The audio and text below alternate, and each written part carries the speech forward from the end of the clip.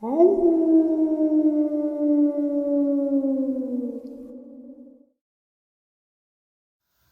and salutations, everyone, and welcome to tonight's second half. Before we jump into it, a couple links.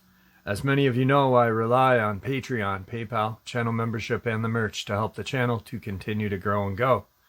Links to Patreon, PayPal, and channel membership is in the description below. Merch displayed directly under the video. Also, Dogman Frightening Encounters, Volume 1 through 3, the audiobook versions.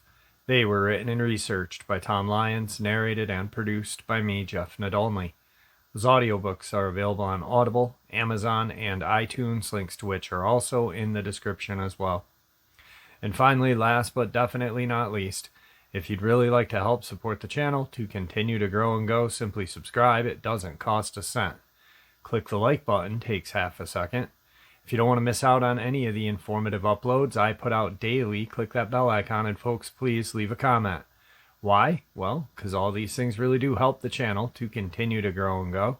And folks, they definitely matter. Now, everyone, I have taken far too much of your time. Let's jump in to tonight's second half, shall we? All right, folks, the interview that you are going to hear is from a past subscriber. And when I say past, I do mean past. He passed away shortly after doing this interview with me and sending me a birthday gift last year. I was working on tomorrow's upload and just happened to look up at the gift he had given me, which was a collector's edition G.I. Joe guy. And I figured, you know what? I really wanted to pay tribute to him and his family. He died very unexpectedly. He was pretty healthy. And then one moment his wife lets me know that he passed. So this one's for you, my friend. In memory of Jeff Deere. All right, everybody. Tonight I have a guest who has been on once before. His name is Jeff. He is from Georgia. He wanted to come back and share his experiences because he was pretty nervous the first time.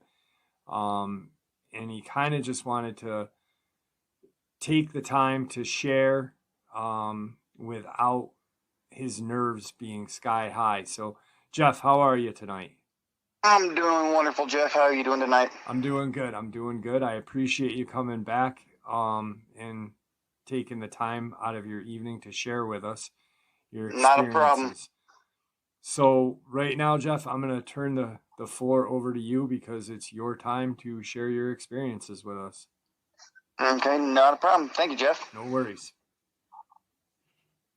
Let's see. My name is Jeff. I live in the Middle Georgia area. When I was between the ages of 17 to 20, me and my friends used to go out to a certain spot in the woods and hold bonfires, drink, have a good old time. And one of my friends, thought, let's start bringing our girlfriends and their girlfriends out here, so and see if we can get to scare them. And when I first started going out there used to be this legend that some people had camped at the boat landing over a long weekend, and the only thing that was left at the end of the long weekend were their dogs. The cops came up on the site because no one came home. There was, I guess, a report that nobody came home from the camping trip, and the cops rolled up on the site. The tents and everything were trashed. The fire was completely out. Their vehicles were all dented and scratched up, and their dogs that they took with them were cowering under the vehicles. I don't know if it's a true story. I don't know if it's somebody made up, but that was the legend that I always heard. And of course, at that point in time, I heard all kinds of stories about Bigfoot, but I never really thought that Bigfoot was real at that point. Right. And we'd go out there and when the months get cooler and we turn around and set bonfires up, then I would sneak out into the woods, dress up in a scary outfit, usually as look like a dead soldier, skeleton mask, hands, and ripped up combat uniforms. And we'd do this at least a couple times a month, just for the heck of it, on the weekends. And we made sure we would do it in the cooler part of the year because I didn't want to have to walk around and step on an alligator or snake or anything. And we would get out there and prepare the area by raking down a pathway to certain trees so no one can hear me walk through the woods. I wouldn't be stepping on branches or sticks or leaves or nothing. We'd have it all set up to about 5 different trees. I could walk the entire path backwards. And we did this for years. And it was always a good old time, you know. After the girls that we would bring out there or anyone I was scaring the crap out of came out there, they realized it was nothing but good fun. And then, of course, by the end of the night, we'd be drinking and just camp out there for the night. Well, it was in late October of '93. One night, me and my buddy got out there to prepare the site so we could get everything taken care of and, you know, have a good old time. I got the path raked. I was setting up the glow sticks on the back of the tree as markers, so I knew exactly what tree to be at and exactly when to be able to jump out and start scaring people. Mm-hmm. Well, I get to the last tree and start walking backwards. Now, I've done this, back and forth, raking the area so no one could hear me more than a few times. And as I'm getting near to the last tree, I see the little stone cinder block piece that I placed, which means I have about 5 or 6 more feet to the last spot to where I hide and start to wait for them. Well, I pass a stone, and all of a sudden, I take about 1.5 feet past the stone, walking backwards, and I run into a tree. Or at least I think I run into a tree. So I stop and think about it a second. I'm like, okay, well, I may need to move the stone. Maybe my buddy hit it when he was helping clear the path. I'm not 100% sure. I didn't even worry about looking behind me because I've done it before. So I go back to the tree that I'm looking at with the glow stick on the back of it, and I start counting the steps back again, and again I bump into a tree. And I'm kind of curious because I know that I've at least got about anywhere from 3.5 to 4.5 more steps to go before I get to my hiding spot. And about that time is when I realized that there can't be a tree there. There's a possibility that I may have backed in a black bear, or I don't know what 100% sure I backed into. So I kind of look up and get a good shot when we're looking behind me, and I've got this thing staring straight down at me. And my first thought running through my head was, we've been doing this for a while, and I've always been the one that's scaring people, and I'm looking at something that looks like someone's in a really big gorilla suit.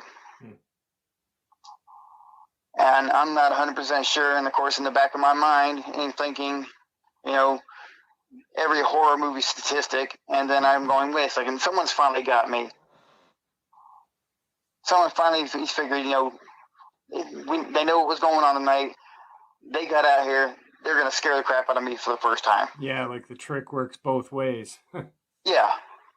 So, you know, I'm calming myself down. I look back straight up at the thing, and I'm still not facing it.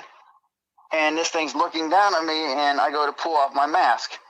You're still in the skeleton-like mask, yeah.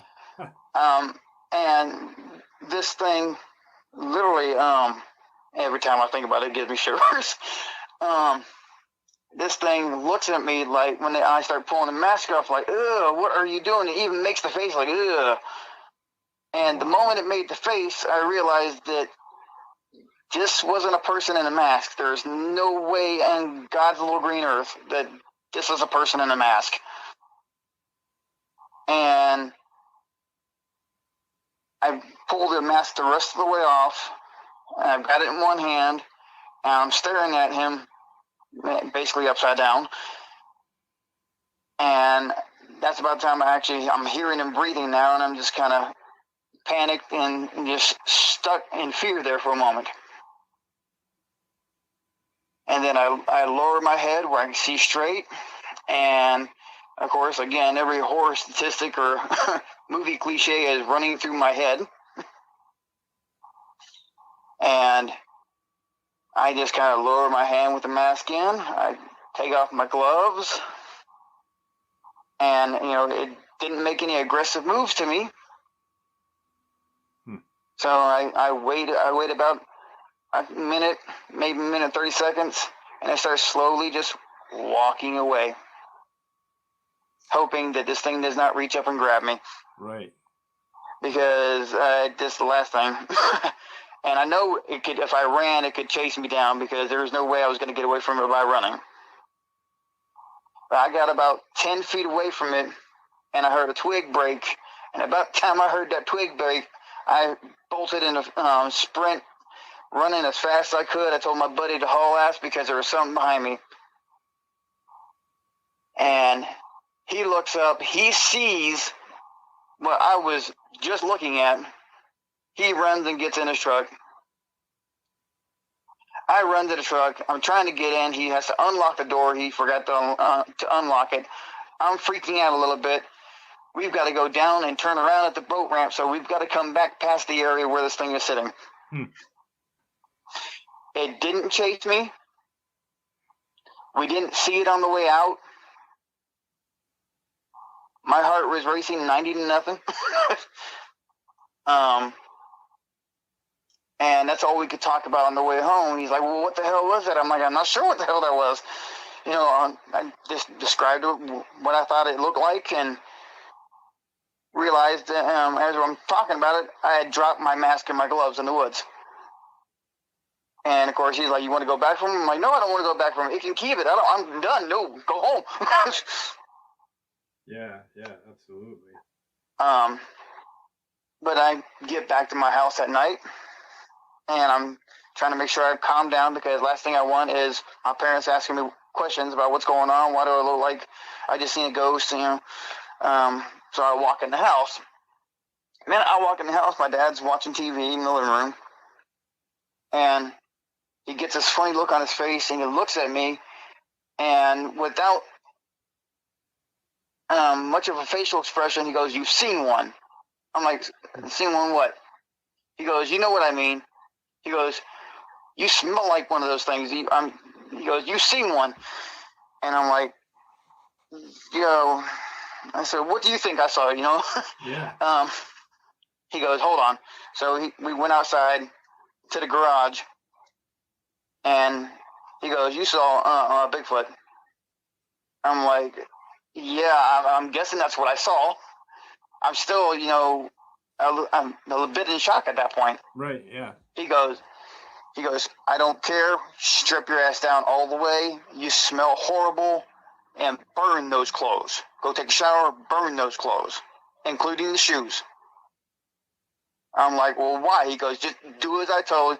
So I stripped down, put everything into a metal trash can, and I went to take a shower, and my dad burned everything. Very smart man. Yeah. Well, I get out of the shower, and he's like, "What the hell were you doing tonight?" And I said, "We're doing the same thing we normally do, every couple of weekends."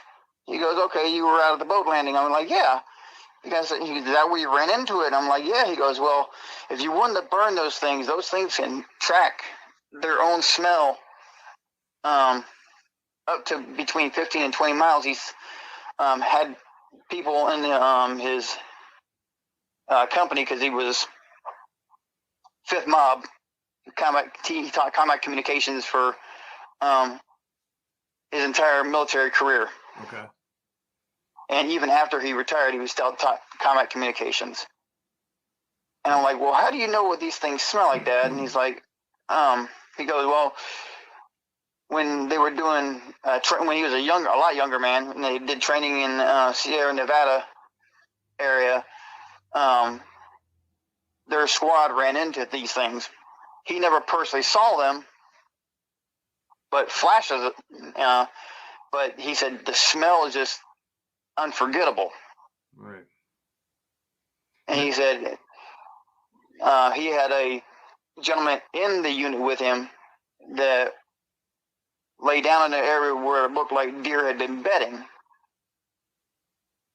And when they got done with what they were doing that night, they all went back to the barracks, and this thing tracked them from where the bedding area was back to the barracks. He said it did nothing but throw rocks and stuff at the windows and the side of the place all night. It would smack it. They heard god-awful horrible yelling. It didn't sound natural to them. Right. Because that's how he knows.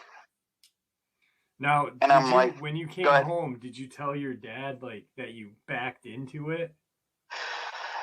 Not at first, but he did ask me to go through the entire story. Okay. And when I told him I backed into it, he, the first thing out of his mouth was, "You lucky damn thing didn't just grab you and rip you in half." Yeah, yeah. And then he asked me if I was in the full get up, and I said, yeah. And I said, then when I took the mask off, the thing looked at me like, "What the hell are you doing?"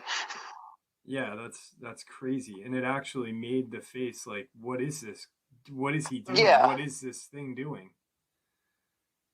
And I mean, it was almost like it was in shock, just like you. Yeah, definitely. I mean, I'm pretty sure I would have reacted the same way if it looked like someone was ripping off their face. Yeah,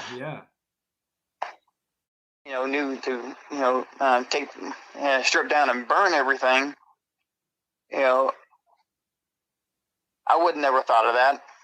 Hell, up until that night, all I thought Bigfoot was nothing more than a folk tale or lore. Right.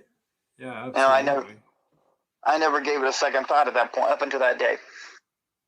Wow, that's crazy. That is absolutely insane. That, just the fact that you backed into it and had such a close encounter, and that you could see its face contort to when you were, react to what you were doing, on top of going home and having, that surprise. Your dad springs this on you that he knows what they are. He knows what it smells like. And I mean, that must have been a very, very mentally struggling evening for you. Yeah. And my dad literally, he literally had the front seat pulled out of his van and changed out, because that's what I drove home from my friend's house was, of course, the front seat of his minivan at that point, in time, and he literally had the front seat completely removed and replaced. Wow. That is insane. So you've had a couple of other encounters after this as well? Well, the Dogman encounter I had would actually be considered well before. Okay. Because I was between 17 and 19. My Dogman encounter happened when I was 14, and literally, I honestly thought it was a dream up until I had my encounter with Sasquatch. Right. But me and my friends are out late, way past curfew, and as we're going, back, I'm stopping at all my friends' house so they can turn around and leave, and of course I'm the very last one, and of course it's anywhere from 2 to 3 in the morning, and I turn around the corner, and as I'm turning the corner, I see a cop car coming. Of course, he got me with his headlights, and instead of having my parents woke up, I bolted into the section of woods that we had, right in the middle of town. Nowadays, it's a neighborhood. Okay. And I bolted as deep into the woods as I could. It was kind of an overcast night. It was full moon. And I'm just walking, and of course, I saw the floodlights from the car peering into the woods, so I know a path that goes by a cemetery. And I'm just like, I'm just going to go as far as I can, make sure I don't get caught. I'm good. And of course, as I'm walking in these woods, I can hear something walking behind me. So I got a little flashlight on me. This is before, flashlights on a cell phone. Right. I'm looking around. I can't see anything. So I just turn around and pick up my pace some more, and I keep on hearing something. It's either behind me or it's off to the right of me. I begin to think, possibly maybe one of the cops came into the woods and they're following me. Because at this point, I still see nothing. Right, and that's a logical explanation. I mean, what else are you going to think at that point? Yeah. But I come to an area where there's a section of trees that just opened up on the inside of the woods, and you can see the moon coming out from under the clouds. And I'm just like, okay, well, I got a bit of moonlight. And I hear something behind me still. And I manage to look behind me and take a look, and I get this silhouette of what looks like just a really big dog. And at that point in time, my neighborhood, we had 3 stray German Shepherds that people just abandoned. Very sweet dogs, but you couldn't, they're always out there one way or the other. Right. So I figured, okay, that's got to be one of those German Shepherds. And I'm walking down. I see the second entrance to be able to get out of the woods. And I start to walk to try to get out the woods, and I still see the silhouette of this dog behind me. And then I see another cop car at that section of the woods, and they're scanning the tree lines with their floodlights. So I move a little deeper into the woods as fast as I can so I don't get seen, to go out at the third entrance and just haul butt as fast as I can. As I'm moving, I realize that this dog that's following me, I'm catching glimpses of eye shine. I'm catching glimpses of the moonlight glistening off his teeth. And it's going from about a 3.5 to 4 foot height on all fours to slowly getting taller than me. Now, when you said you were seeing eye shine, what was it? Like a yellow eye shine or a red eye shine, or? I saw one of my dogs has a blue eye. Mm-hmm. And its eye shine was exactly like him. I saw one yellow eye and one red eye. Okay. But I think at this point in time myself, I've got to be imagining this. Yeah. So I'm picking up the pace. I got as fast as I could. It stayed literally about 4 to 5 feet behind me the entire time. And I come out to the last entrance, where it's about a 5-minute walk to my house from that point. And I look back, and all I can see is the silhouette at that point in time, and I come out of the tree line.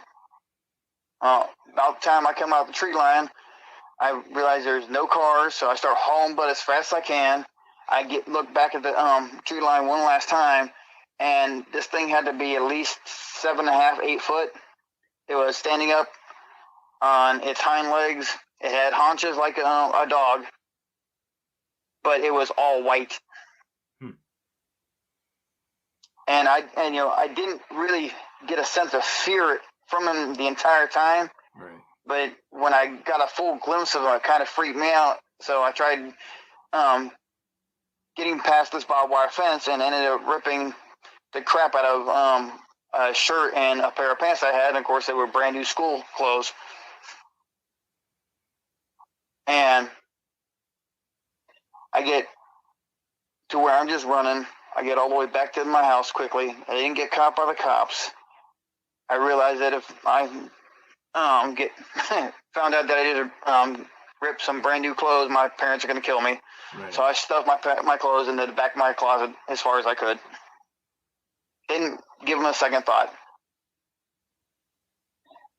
And then apparently I repressed or just didn't think about the encounter ever again until after I had the encounter with the Sasquatch.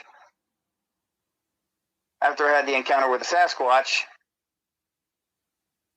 it was like I was thinking what else could be out there, and then whatever I was thinking else at that point, it was just like boom, a memory was triggered, and it started kind of weirding me out, freaking me out that did this really happen? I'm not 100% sure if it really happened, but why would I remember this? Yeah. I mean, at that point, you don't believe in these things. You don't, you're thinking, hey, it's a myth, a lore. You don't, not at that point of time back in the early 90s, no one was talking about Dogman. It was, the only thing in the woods was like Bigfoots or whatever, so yeah. And crazy. Of course, it's weird because after the encounter with the Bigfoot, my mom goes and my mom's just running around doing an entire spring cleaning thing. And she's going from room to room, getting old clothes that don't fit anymore, getting trash or anything that doesn't belong in there. And she's rooting around in at the very back of my closet. And this has been at least 5-6 years since I had the Dogman encounter. And I guess to a point, I still wasn't 100% sure if I believed it until she pulled out the shirt and pants that was stuck way in the back of the closet. Because it literally ripped from the mid-thigh of the pant leg all the way up to the pocket. Wow. And she's like, why do you still have these? And I'm like, still have what? And she shows me the pants, and I'm like, where'd you find those? She goes, in the back of your closet with all the rest of the trash. I'm getting all this stuff out of here, like I told you to a month ago. I'm like, okay. And of course, then I start thinking to myself, holy crap, this really happened. Yeah, it makes it all real to you at that point. Now, from where that incident occurred, proximity-wise, from your Sasquatch encounter, from this encounter, what are we talking in? Are we talking miles? Yeah, the Sasquatch encounter would have been about, between the traffic flow, would have been about 15 to 25 minutes away from my house. Okay. Where the Dogman encounter was literally, from where I first saw him, would have been a 5-minute walk to my house, because it was nothing but woods and an old cemetery. And now that entire section of woods is on the outside of it is a convenience. There's a couple convenience stores and I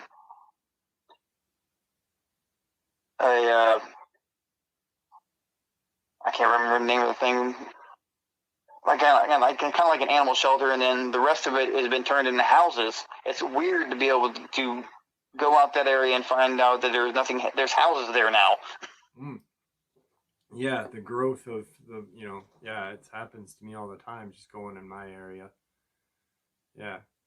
So, I mean, that's pretty insane that it just right after you have your Sasquatch encounter, you then put things together that, holy cow, there's something else out there besides what I saw this night. My dad made me burn my clothes. Yeah. That's definitely. And good. No, I was just going to say that definitely wakes you up and kind of makes you question everything at that point. Oh, yeah. And it's weird that, I would repress something like the Dogman thing because, I don't know. It was an entirely different vibe compared to seeing that than compared to seeing the Sasquatch. But, I didn't back into the Dogman. Yeah, good thing. All it did was follow me.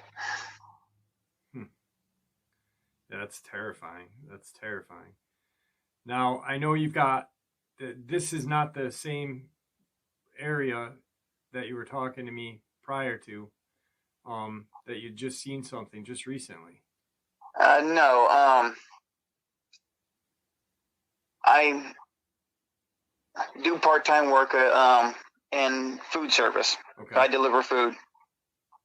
Back in 2020, in October, I saw on the way back from a delivery, I'm pulling up to a road and I'm on the outskirts of town.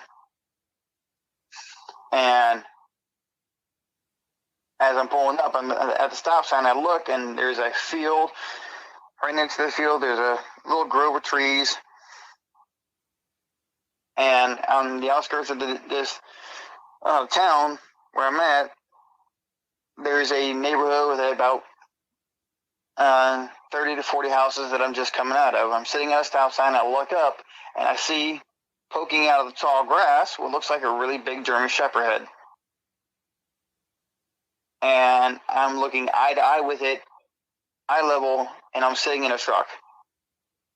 And we're just kind of staring each other down, and I'm really not 100% sure what I'm looking at to a point. Is I'm like, okay, well, this has got to be a dog. It's got to be standing on something. And then I'm realizing that it's can't be standing on something because it's too, and unless there's a hill or a little mound or something there, he's looking me dead in my eyes at eye level. Wow. And if it wasn't really for the fact that I started getting creeped out, I knew a car was coming. I just kind of slowly pulled out and then hauled ass as fast as I could. Right. Yeah. The next day, I came back to the area during the day about noon just to see if I could see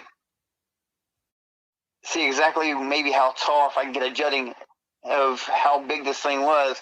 And it literally, when you go off the roadside, it literally drops down anywhere from half a foot to a foot and a half down. Okay. So even if it was on all fours, it's still huge. Or if it's standing in a lower section, it's obviously huge because it's seeing you eye to eye while you're in a truck. Yeah. Huh. And yeah, I'm like, holy crap, this thing was big. And of course, I didn't see it again until last month. Okay. And I'm coming back from my delivery, heading back to my store, and I see the damn thing again, except I can literally see half of its body because the tall grass had been cut recently all the way down, but it was still sitting in the little grove of trees. And I don't know if it was the same one. It looked like it could have been the same one. Right. I don't know 100% sure. Was it I wasn't going to get out and ask him. Yeah. Could you see it standing on 2 or was it standing on 4? Could you make that out? Yeah, it looked like it was standing on 2 because it was still seeing me eye to eye. And it was looking like directly at you like before. Yeah. Wow. Okay. Huh. And at that point in time, I hit my high beams and then hauled butt as fast as I could. Yeah, absolutely. Why wouldn't you? And I mean, it's just things like that make me nervous because the neighborhood is got a lot of children in it, yeah. A lot of pets, and it's weird that I know that they're closer to the edge of town, and there are a lot of woods out, and of course you got the Oakmulgee River and everything in the area, and it's I wouldn't think they would be that close to a neighborhood that size. Right. Yeah, I mean, but like you said, there's a river, and you and I had talked about this, and about it possibly being the same one. And yeah. I they are nomadic, but it's in a field. There's obviously some sort of shelter for it to be around. There's water. There's wildlife for it to hunt. So maybe, just maybe, it is the same one and it's comfortable where it's at, which is scary. Like you said, there's kids, pets, families, and knowing what knowing what you've seen, it definitely must be kind of struggling in your head, like, what the heck, should I tell somebody? And I'd feel the same way. It's Yeah. Now, you said this is on the outskirts of your town, so is this going close to where you had your Sasquatch encounter, or no? Yes, this would actually be from that point. It would probably be maybe about a 10-minute drive to where I had the Sasquatch encounter. Okay. Huh. Yeah, I mean, it's definitely, it possibly could, like I said, it may very well be the same one. Because it's unless it's like a traveling pathway or an area for it to run through. But it's really strange that you'd see this almost the same one looking at you in the same area. So to me, just, and I'm not an expert in any shape or form, but to me it seems like it probably may be the same one, and it's just comfortable where it's at. It's got what it needs, and it's not harming anybody yet. Hopefully not. Yeah. But yeah, it's definitely a conflict, and I could see where you're coming from with the families and stuff. It's terrifying. So, and it's crazy too, because it's not very far from either or encounters, I'm guessing. So probably, what if it's 10 minutes both ways from your Dogman encounter to your Bigfoot encounter, right? Yeah, it's 10 minutes away from where I had the encounter with the Bigfoot, which would make it about a 15-minute drive to where I'm living now. Right. Right. Now, are there woods? Because where you said you saw the first one, there's houses and stuff that are stores and stuff. Yeah. Is the cemetery still there? The cemetery is still there, yes. Okay, good. It's been expanded, and it's a pretty big cemetery now. All right. Now, are there woods around that? Is there any? Because just a thought, but I'm wondering if maybe this thing that saw you in the very beginning, maybe it's the same one from back in the day, and it's just staying in this area. Would there be a way of that, if it was the same one, to travel? No, I don't think it would be the same one, because now you've got Walmart, Lowe's, Home Depot, and everything that's all around, and houses around the cemetery now. No, but prior to that, was there woods all throughout that area? At one point, there was a good portion of woods that was there, but that was still put. Even that section of woods that was there, there was still a lot of construction going on at that point in time. They were building homes and neighborhoods at that point. Okay. But that would still be a good 15, 20 minutes through the heart of town, basically. Okay. All right. Well, I mean, it's not, just thinking maybe it got pushed out and, that's where it ended up. It's not, it's not unheard of that they've ran through towns before, so I was just curious if there was a way of that one traveling, and maybe it just is kind of stuck there. But yeah, that's crazy. The whole thing that you had that encounter in the very beginning, and you thought it was a dream, repressed memory, and then the Sasquatch one wakes you up, and then you realize, holy crap, I've got these clothes. That really did happen. Yeah. Did you ever share with your dad about that? Yes, he knew about the Dogman encounter and the original Dogman encounter. What was his take on that? He asked me, are you sure it was, it looked like a werewolf? I'm like, well, yeah, it had the snout, Dad, and then he was literally, I'm not sure if he was, because he looked like he was thinking about it when I talked to him about the Dogman encounter, Right. but he was kind of gave that, something, skeptical a little bit. Yeah. When after I first told him about it, and then about a week later after telling him about it, he was talking to a student of his, and the student said that they'd seen these things on the outside of the fencing near the base, okay, on the back part of the base, near the back part of the base where the guy would go running, and he'd seen these things early in the morning on the opposite side of the fence. And he described it to my dad, and of course, the minute he described it to my dad's like, "This is exactly what my son said he saw." Right. Yeah. So, I mean, that probably blew him away, too, knowing, wow, there are these things out there as well. Huh. Now, the base that you mentioned, is that close to you then or now?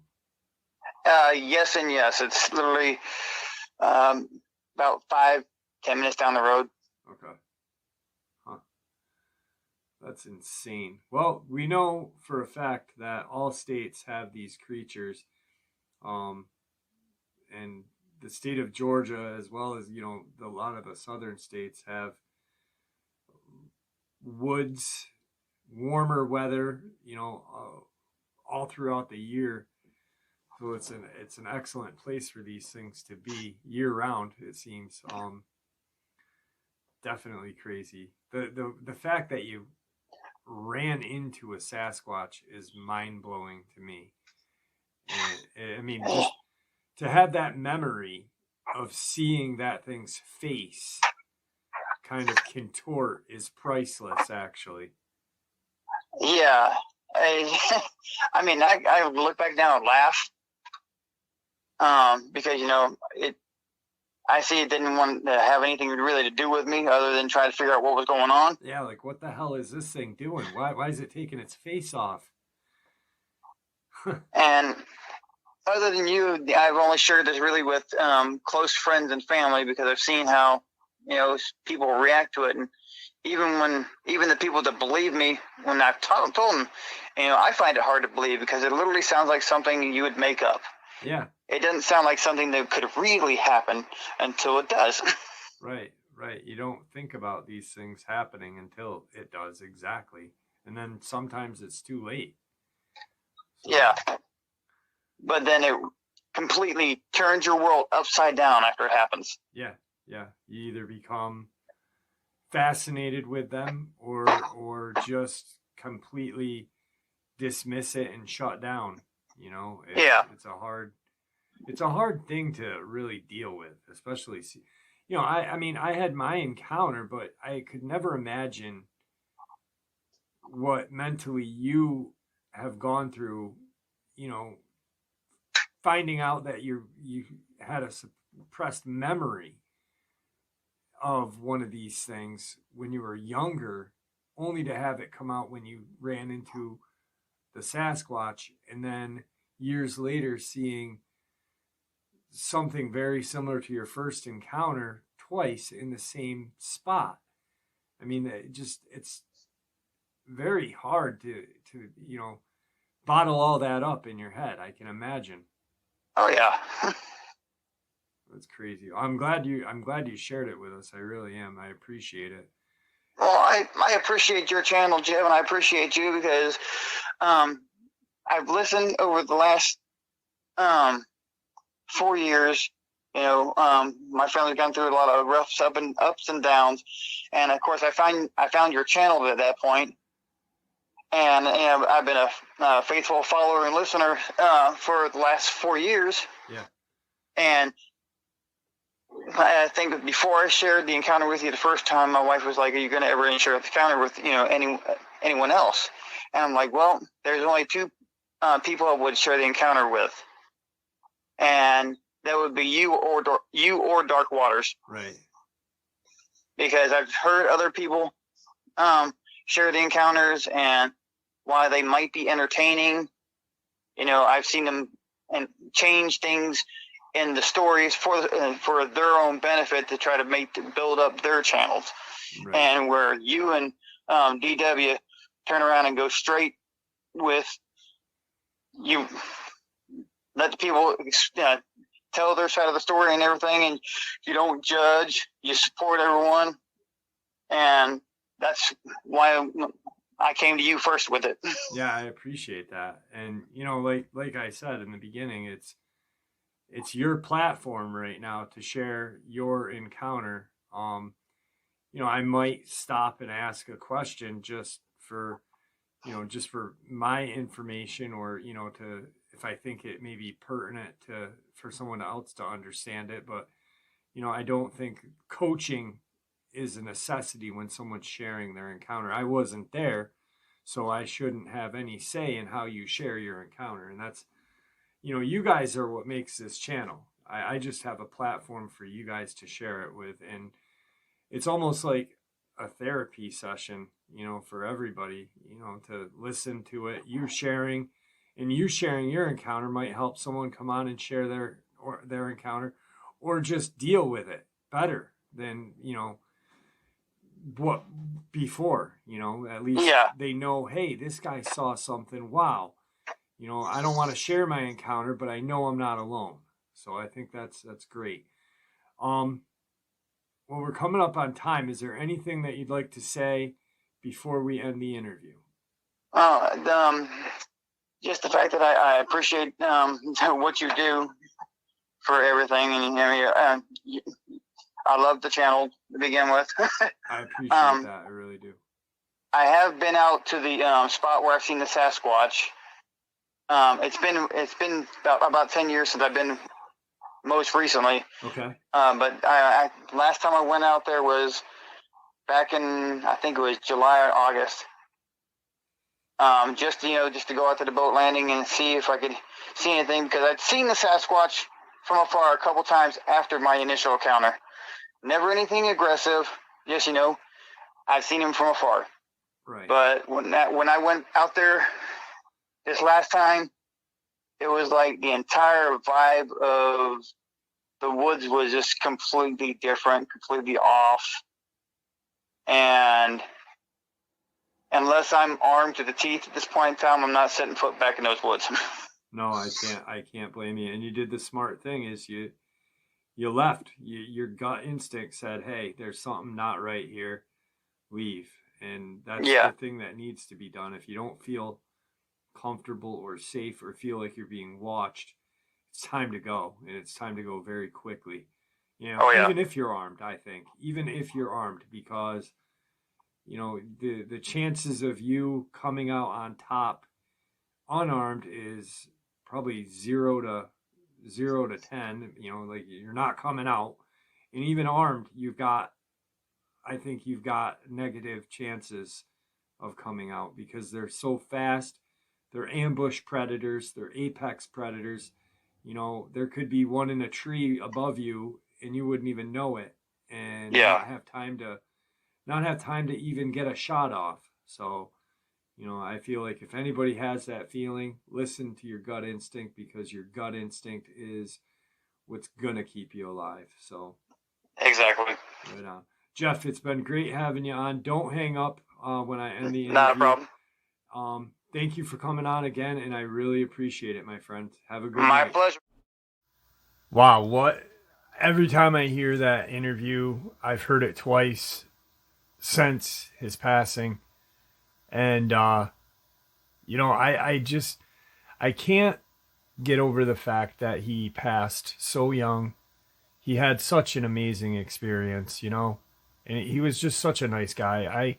I had shared during a live stream a paranormal experience that I had, and I had mentioned that my mom and I had left our home, and she had gotten me a G.I. Joe toy, the water moccasin, and it came with Copperhead, the action figure. And then when we got home, a door that locks from the outside that's in our home. Our attic door was wide open. No one broke into our house. The door was locked with like a bolt lock or a slide lock or whatever they're called. And something had knocked one day prior to this. I had knocked on that door and something knocked back at me. And then my mom and I left, came home. Door was open. My uncle, who was a police officer, came and investigated, looked for footprints, found nothing. No one broke into our house. It was just really strange. But Jeff went out and found Copperhead, the Copperhead limited edition, collector's edition, G.I. Joe guy. And I just thought it was just amazing. I got it for my birthday, and shortly thereafter he passed. So, Jeff, I'm thinking of you, and I will always appreciate that gift and your friendship. So, with that, guys, I want to thank you all for supporting the channel. It is your support that keeps this channel growing and going, and honestly, what gives people like Jeff a chance to share their experiences and theories judgment-free, just simply treated with the respect that we all deserve. Everyone stay safe, happy, healthy, and ever vigilant, keeping an eye on our children, our pets, family, and friends. These creatures are real. They are out there, and they are dangerous. Share this information with those you love and care about, and it may just help save their lives someday. Until next time, never stop asking questions, never stop searching for the answers, and God bless.